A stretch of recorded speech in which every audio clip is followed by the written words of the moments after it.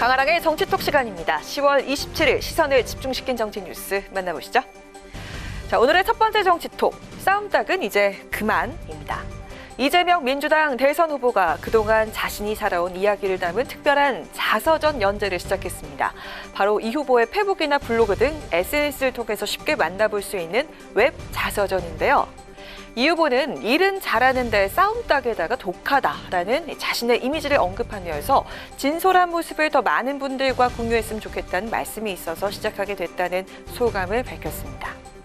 웹 자서전 첫 번째 에피소드는 이재명 후보가 경기지사직을 내려놨던 지난 25일에 공개를 했습니다.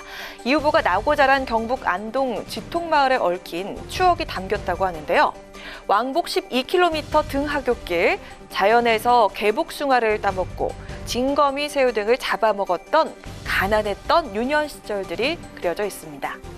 이어서 별난 족속이라는 제목으로 오늘 공개된 두 번째 에피소드에선 어린 시절 학교에서 돌아오면 언제나 엄마를 먼저 찾던 살갑고 애교 많고 장난기도 많았던 명랑한 성격의 소유자라며 엄마 껌딱지였던 자신의 어릴 적 모습을 소개하기도 했습니다.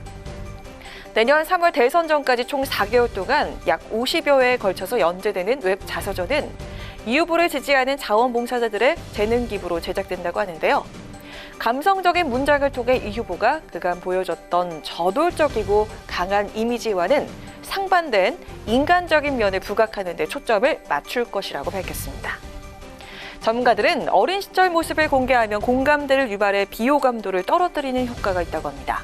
본격적인 대선 행보에 나서면서 이미지 개선에 공을 들이고 있는 이재명 후보. 웹 자서전 연재를 통해 비호감도는 낮추고 지지율은 끌어올리는 일석이조의 효과를 거둘 수 있을까요? 이어서 오늘의 두 번째 정치톡은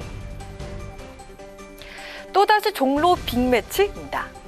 이낙연 전 더불어민주당 대표의 의원직 사퇴로 무주공산이 된 종로구 국회의원 보궐선거에 누가 출마하게 될지를 놓고 벌써부터 관심이 모아지고 있습니다. 먼저 국민의힘에선 원내 진입이 필요한 이준석 대표가 지역구를 옮겨서 출전할 가능성이 꾸준히 제기되어 왔었는데요.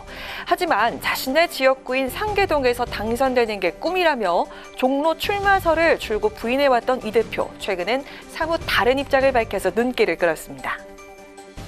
제가 나가든 다른 사람이 나가든 비슷합니다. 지난번에 안 나간다고 하셨는데 방금 제가 나가나 다른 사람이 나가나 이렇게 말씀하셨죠? 제가 민주당에게 좀 전략적 모호성을 줘야 되지 않겠습니까? 아무래도 송영길 대표님도 고민을 좀 하셔야 될 거리를 드리기 위해서.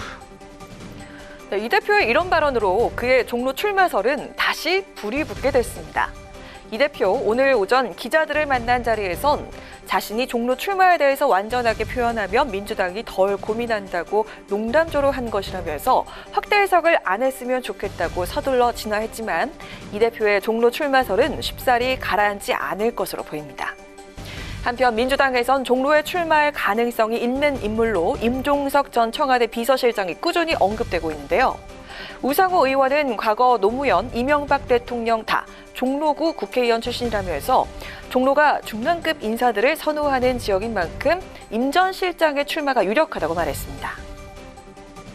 종로 지역의 특성상 그 지역에 출마했던 분들은 대부분 대선 후보급의 굉장히 중량급 인사들을 선호하지 않습니까? 더불어민주당이 추천할 수 있는 중량급 인사는 사실 종로에 거주하고 있는 분 중에서는 임종석 전 청와대 비서실장이 좀 유력하지요. 정치 1번지라 불리는 종로 보궐선거, 내년 3월 대선과 함께 치러지는 만큼 여야 대선 후보 간의 러닝메이트 성격의 선거가 될 가능성도 큰 상황입니다. MZ세대를 대표하는 국민의힘 이준석 대표와 386세대를 대표하는 임종석 전 실장의 빅매치, 과연 이뤄지게 될까요? 이상 지금까지 강아랑의 정치톡이었습니다.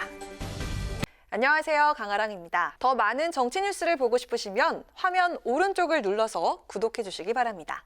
항상 저희 국회방송 뉴스엔을 시청해 주셔서 대단히 고맙습니다.